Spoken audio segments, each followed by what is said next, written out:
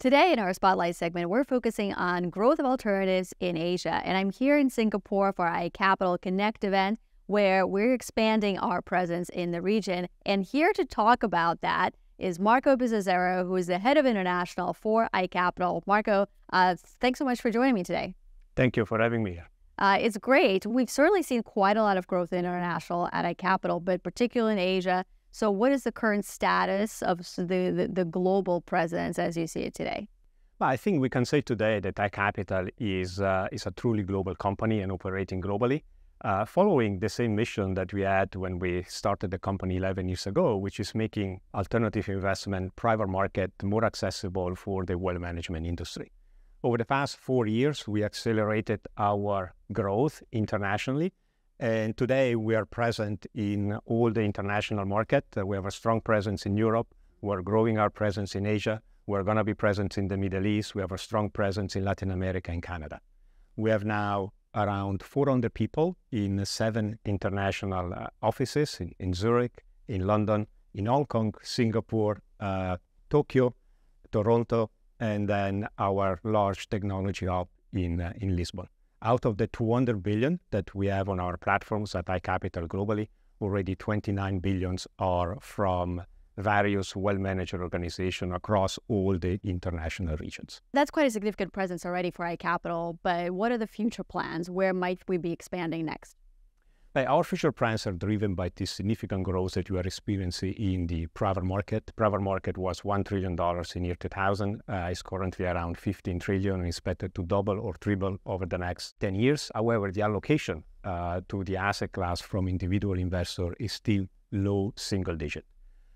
We have now well-managed organizations that want to increase the allocation, and we are here to support them in this journey. Our growth and plans for the future are even driven by 2 major pillars. One, proximity, being close to clients. And we have, as I mentioned, 7 offices already outside of the US. We will add more to be closer to client. Australia is a very important market. We'll open an office soon in Australia. Middle East is another important region where we're going to have a presence. Yeah, so some of that growth is well aligned with what our clients are doing and certainly interest that you see from other regions of the world. And, Marco, I guess the last point is, what is driving some of the interest behind, expanding globally and, increasing allocations to alternatives internationally, but maybe particularly here in Asia as well? But I would say the driver of growth is a combination of 3 things. I mean, first of all, we have the wealth management industry, which is growing, and the asset allocation for individual investors is still very low. We have this global wealth management industry, which is going from $100 trillion to $150 in the next 5 years, where the international market are approximately half of it, and Asia is contributing for 2/3 of the growth. So we have this growth combined with low allocation, which is a major driver. 2 is the fact that wealth creation is more and more happening when companies are private, beyond the public market. This is a major driver of wealth manager ensuring access to this asset class. There is quite a few interesting statistics that demonstrate these trends.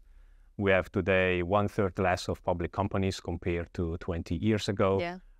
We have the fact that companies stay private for longer, and if they go public much later in their life cycles.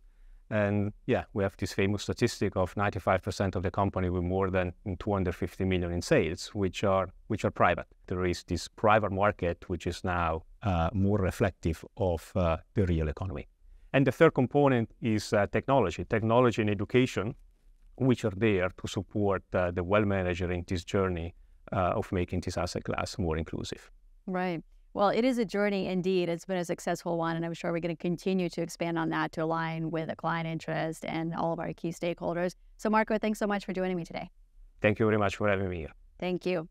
And we'd like to hear from you. Send us an email at yourquestion@icapitalnetwork.com and let us know what questions are the top of mind for you and your clients.